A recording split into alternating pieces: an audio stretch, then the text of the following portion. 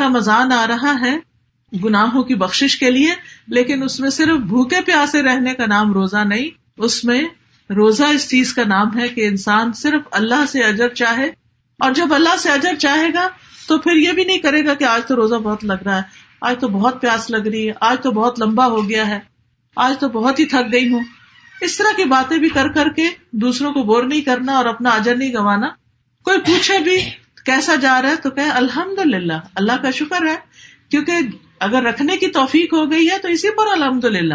اب ظاہر ہے کہ بھوک پیاس اپنی جگہ ہوتی ہے، لیکن اگر ہم اس کا تذکرہ کرنا شروع کر دیں تو وہ اور زیادہ بڑھ جاتی ہے، اس میں اور اضافہ ہو جاتا ہے.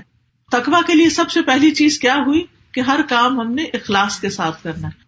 تو رمضان میں جتنی بھی نیکیاں کرنی ہے وہ صرف اللہ کی خاطر کرنی ہے، ان کا تذکرہ نہیں کرنا، چرچا نہیں کرنا، شہرت نہیں کرنی، لوگوں کے سامنے بڑا بن کے نہیں دکھانا، بلکہ خاموشی کے ساتھ اپنی عبادت کرنی ہے.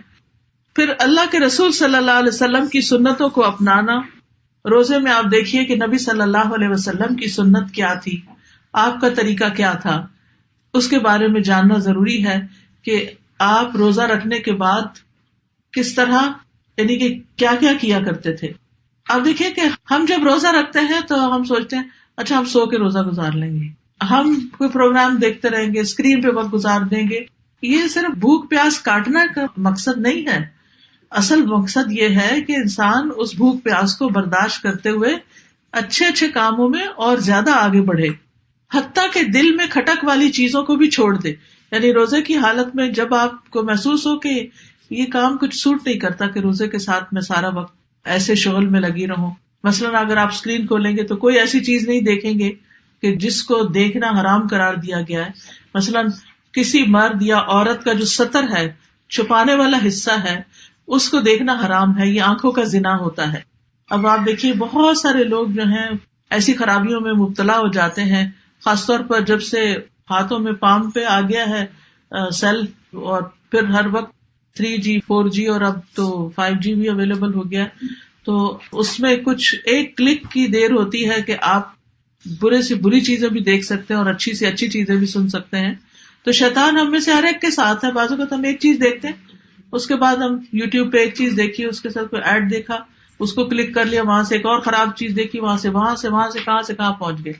جی اپنے آپ پاپ اپ ہو جاتی ہیں، اور پھر آپ اس کے شیطان جال ڈالتا ہے نا، تو وہ جال میں پھنس جاتے ہیں آپ. اور پھر تو لیکن اللہ تعالیٰ نے ہمارا ایک ضمیر رکھا ہے، ہمارے اندر سے ایک آواز اٹھتی کہ یہ ٹھیک نہیں. تقویٰ اسی آواز کو سننے کا نام ہے، اسی فیلنگ کو محسوس کرنے کا نام ہے، یہ جو اندر سے اٹھتی ہے کہ یہ ٹھیک نہیں کر رہی، تو ٹائم ضائع ہو رہا ہے. بعض اوقات ہم کہتے نہیں ہم تو اچھی چیزیں دیکھ رہے ہیں. اچھا بھائی رمضان جو ہے وہ اسکرین پہ بیٹھنے کا نام نہیں ہے. آپ اچھے کام کرنا چاہتے ہیں تو زیادہ سے زیادہ قرآن پڑھیے، قرآن کی تلاوت کیجیے، قرآن کو سمجھ کر پڑھیے، زیادہ سے زیادہ ذکر کیجیے. ہر روز روزہ دار کی دن میں دعائیں قبول ہوتی ہیں، زیادہ سے زیادہ دعائیں کیجیے. دعاؤں کی کتابیں آپ کے پاس ہونی چاہیے کہ اگر خود سے بہت دعا کرنا نہیں آتا، بعض لوگ ہوتے ہیں کہ ان کو سمجھ نہیں آتی کیا مانگے کیا نہیں مانگے، تو قرآنی دعائیں ہیں، مسنون دعائیں ہیں، ان کے اردو اور انگلش ترجمے ہیں. اگر عربی بھی نہیں پڑھنی آتی تو انگریزی میں یا اردو میں ان دعاؤں کو مانگے. تو رمضان کے دن عبادت کے دن ہے، ٹائم پاس کرنے کے دن نہیں ہے، روزہ گزارنے کے دن نہیں ہے. پھر اسی طرح روزے کی حالت میں بہت باتیں کرنے سے بچنا ہے. بہت زیادہ فون کال، سوشلائزنگ، ادھر ادھر جانا، دوستوں میں بیٹھ کے گپ شپ لگانا.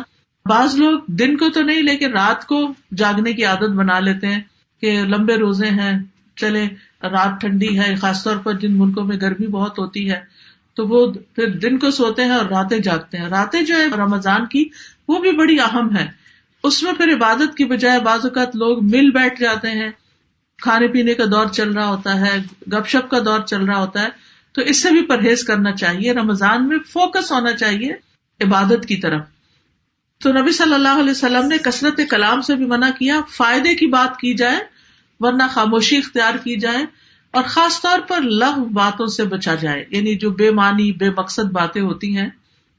رسول اللہ صلی اللہ علیہ وسلم نے فرمایا روزہ صرف کھانا پینا چھوڑنے کا نام نہیں، بلکہ روزہ تو لغو، ہر بے فائدہ اور بےہودہ کام اور جنسی خواہشات پر مبنی حرکات اور کلام سے بچنے کا نام ہے.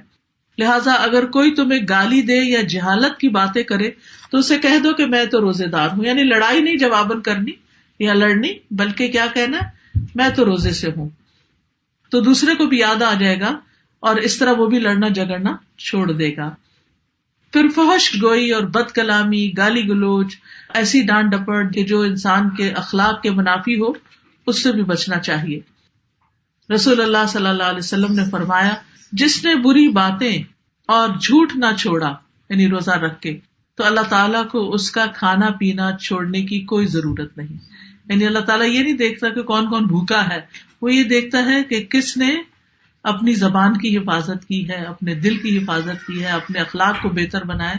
کیونکہ جیسے میں نے شروع میں عرض کیا تھا کہ رمضان کی آمد کا ایک مقصد ہے. اللہ نے جو رمضان کے روزے ہم پہ فرض کیے، اس کے پیچھے کوئی مقصد ہے، اور مقصد کیا ہے؟ سیلف امپروومنٹ، کہ ہمارے اندر تقویٰ آئے اور ہم پہلے سے بہتر انسان بن جائیں اور ہماری ایک تھورو کلینزنگ ہو جائے ہر اعتبار سے. پھر امام راغب کہتے ہیں کہ تقویٰ سے مراد نفس کی حفاظت ایک ایسی چیز سے کرنا ہے جو گناہ میں ڈالتی ہو. یعنی ہر وہ دروازہ جس سے انسان گناہ کی طرف جاتا ہے اس کو بند کر دینا ہے. جیسے شروع میں عرض کیا میں نے کہ آپ اپنے یعنی کہ ویب سرفنگ میں یا یوٹیوب پر اپنے اوپر خوب چیک رکھیں کہ کوئی اچھی چیز سنتے سنتے کسی اور چیز پہ اٹک نہ جائیں. پھر غافل کر دینے والی چیزوں سے بچنا ہے، یعنی وہ کام اور وہ چیزیں کہ جو ہماری عبادت میں، نماز میں، روزے میں خلل ڈالے، ان سے بچنا ہے. 3 چیزیں ذہن میں رکھنی ہے کہ سارے جنت کے دروازے کھلے ہیں. اگر اس مہینے میں اگر اللہ مجھ کو اٹھا لیتا ہے، یا یہ ہے کہ میں اچھے کام کرتی ہوں تو جنت ویلکم کرنے والی ہوگی، اور جہنم کے دروازے بند ہیں تو مجھے بھی کوئی ایسا کام نہیں کرنا کہ وہ دروازہ کھلے. اور پھر تیسری چیز یہ ہے کہ اس امید پہ روزے رکھنا کہ اللہ مجھے آگ سے آزاد کرے. پھر دعاؤں کی قبولیت کا مہینہ ہے، دعائیں خوب کرنی ہے. پھر خصوصاً افطار کے وقت جہنم سے آزادی کا موقع ہے. جابر رضی اللہ عنہ سے مروی ہے کہ رسول اللہ صلی اللہ علیہ وسلم نے فرمایا، یقیناً اللہ تعالیٰ ہر افطاری کے وقت لوگوں کو جہنم سے آزاد کرتے ہیں. تو افطار سے پہلے ضرور دعا کیجیے کہ یا اللہ مجھے جہنم سے آزاد کر دینا، کیونکہ اصل کامیابی اسی کی ہے، وَمَنْ زُحْزِحَ عَنِ النَّارِ وَأُدْخِلَ الْجَنَّةَ فَقَدْ فَازَ. جو آگ سے بچا لیا گیا اور جنت میں داخل کر دیا گیا وہ دراصل کامیاب ہوا. ذکر اور تلاوت قرآن ہے. قرآن مجید میں اللہ تعالیٰ فرماتے ہیں وَاذْكُرُوا اللَّهَ كَثِيرًا لَعَلَّكُمْ تُفْلِحُونَ، اور اللہ کو کثرت سے یاد کرو تاکہ تم فلاح پاؤ، کامیاب ہو جاؤ.